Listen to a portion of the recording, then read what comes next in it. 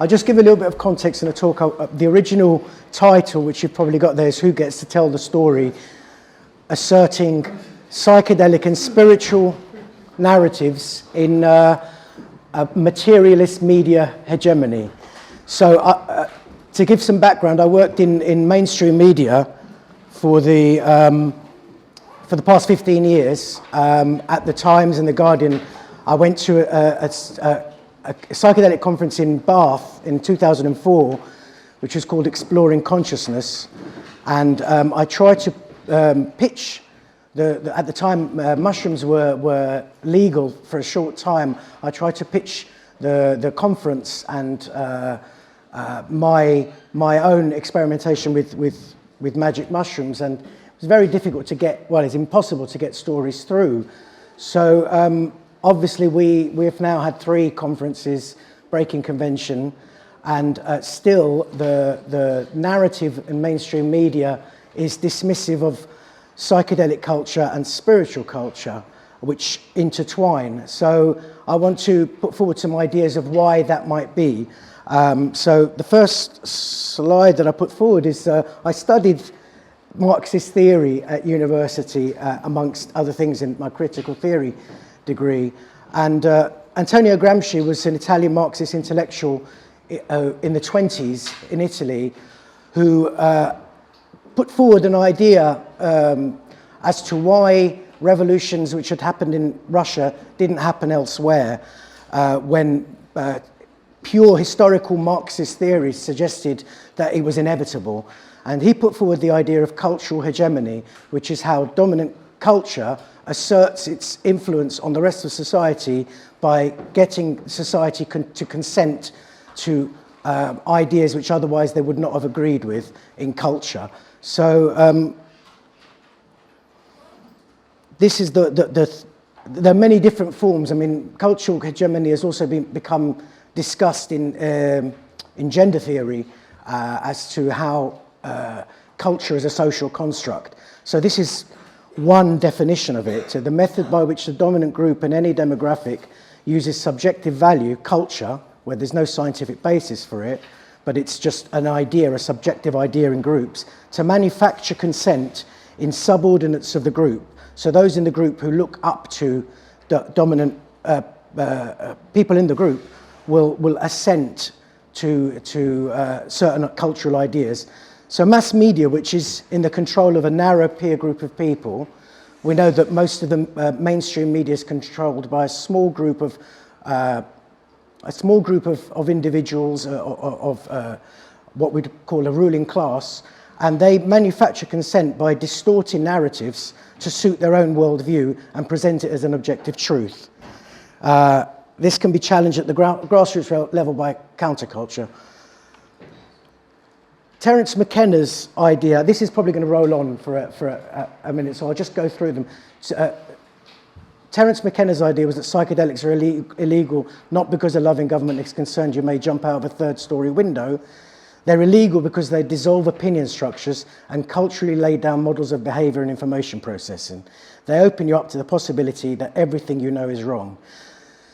Our present society is more or less a materialist society. It believes that the ultimate test of validity is a science, is a materialist worldview, that only that which can be verified is real. And psychedelics break down those opinion structures. You start to question everything. You start to question the modes of power, how power is asserted, and you question even general assumptions of science and materialism.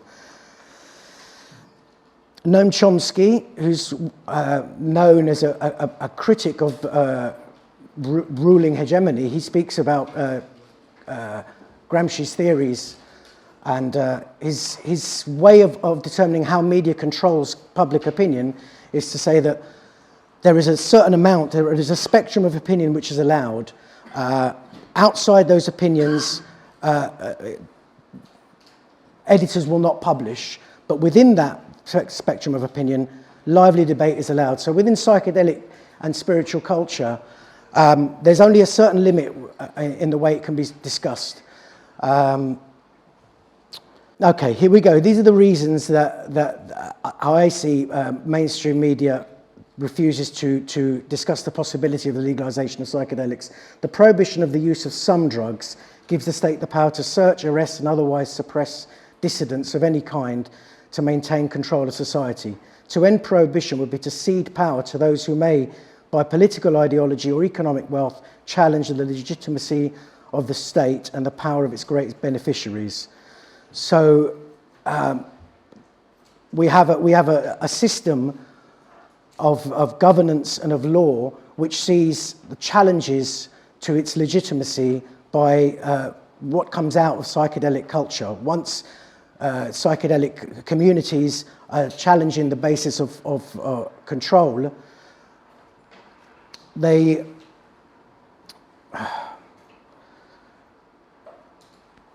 okay, second one. Modern secular Western governments are... I'm going to let this go on, and I'm actually just going to talk about it. What my experience of being in the media is that there's a certain limit of how editors decide what stories go into the press.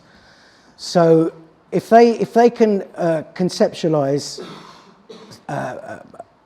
ideas which are not challenging to the dominant theory, they'll write about, they'll publish. So when psychedelics are discussed, they're discussed in terms of science, they're discussed in terms of what is acceptable within, excuse me.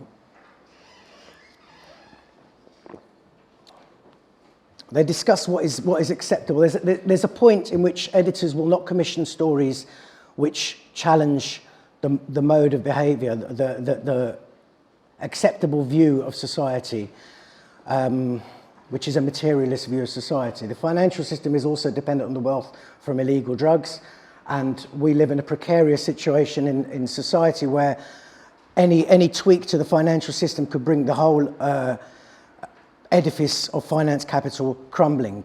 A large part of that finance is underworld wealth, liquidity, which is generated through illegal drug use. So to legalize would be to legitimize and bring into the foreground money that is being laundered presently through the finance system. So I think that there's a threat of the economic possibilities of drugs being legalized that may upset the financial system. It's also, laundering drugs, drug money, and volatility in the financial markets. So there's a kind of sense of a fear. It's not so much that editors have these ideas fixed, but they have a feeling that if you were to introduce the possibility of drug legalization, it's going to upset a set of mechanisms which hold the state and society together.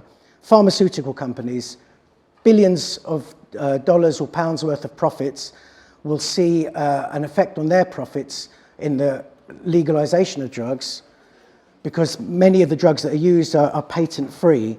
The LSD, ecstasy, psilocybin, used to treat a variety of conditions, are patent free, so the profits would be diminished in the pharmaceutical companies. So they have significant lobbying power, as do the brewery companies. Fear of a breakdown of societal control or violent chaos. There's the fear that psychedelic culture linked with political culture is a threat to the present mode of existence. Where there's a fear of social movements arising, but those social movements married in with psychedelic culture challenges the very system of control. And on some level, even subconsciously, those editors who are themselves beholden to some extent to the politicians, who themselves are beholden to some extent to the corporations, don't want to venture forward to present a possible worldview that would challenge the existing system.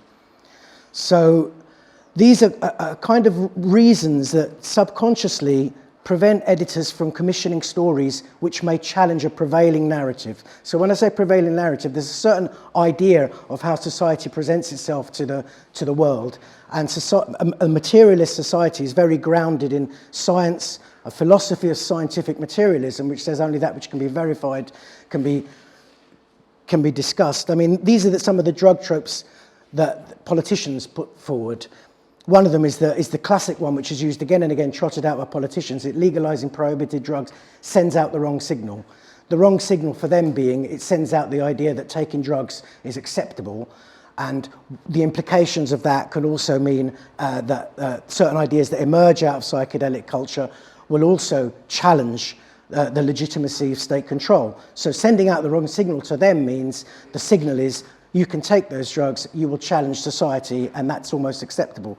For everybody else, or for people here, the signal is that you will decrease abuse, you will dent into the criminal market.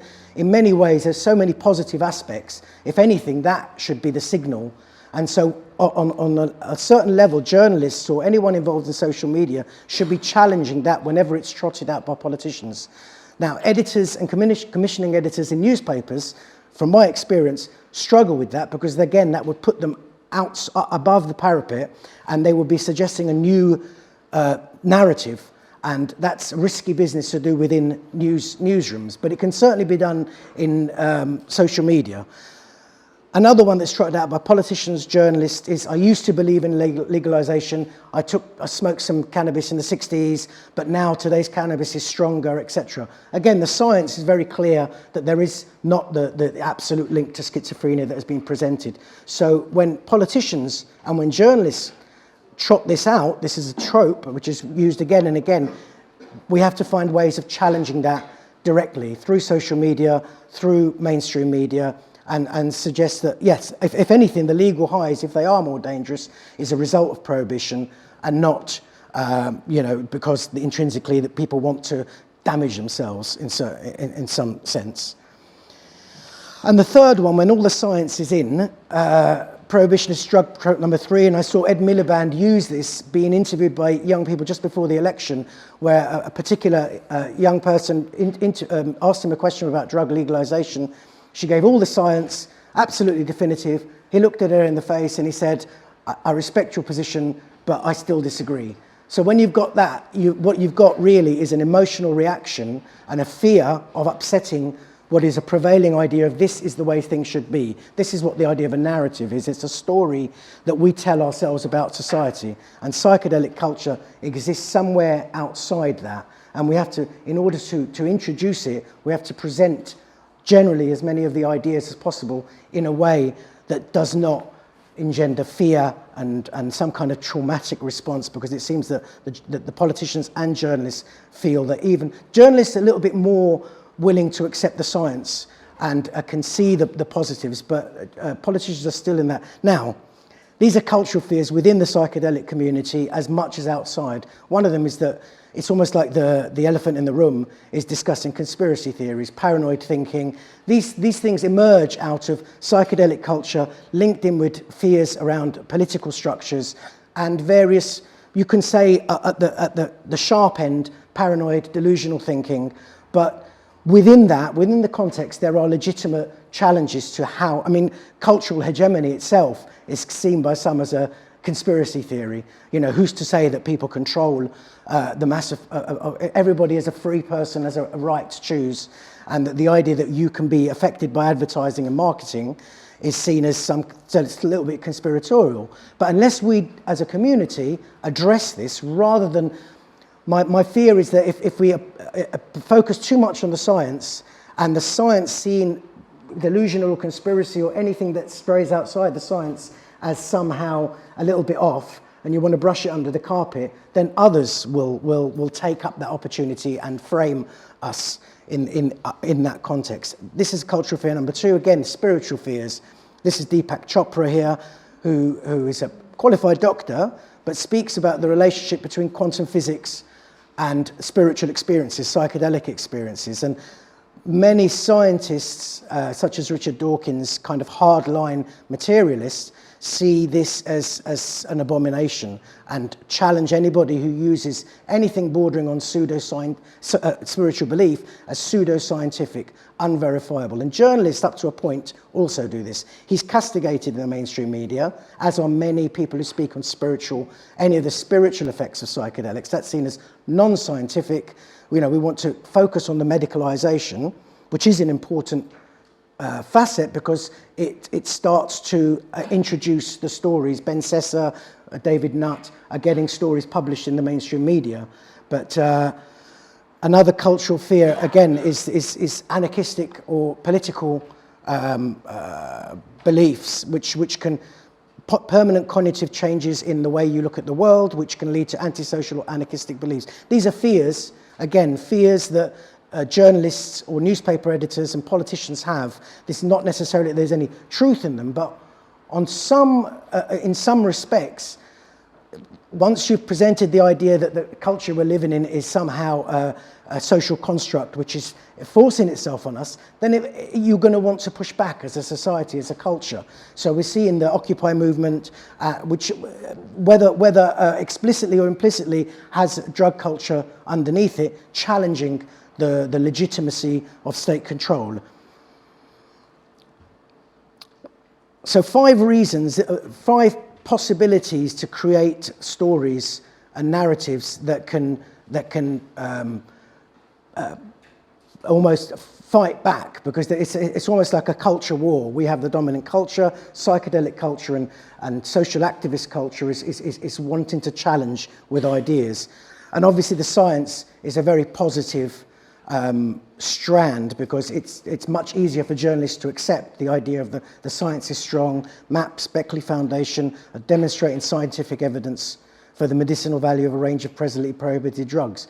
So the medical case is locked, and it's much easier to get. I mean, Ben Sessa was interviewed by a Daily Mail journalist, so I'm sure he's going to talk about the science. But if he's walked around and had a few other discussions, perhaps he'll be able to also term it as a little bit hippie, a little bit way out there, and that's still going to exist. But as long as the science is strong, it's almost speaking the language of the materialist hegemony that we live under. So in that respect, there's an avenue in. The increasing cost of healthcare, this is an economic issue, particularly pharmaceutical products. The NHS is struggling under a massive debt.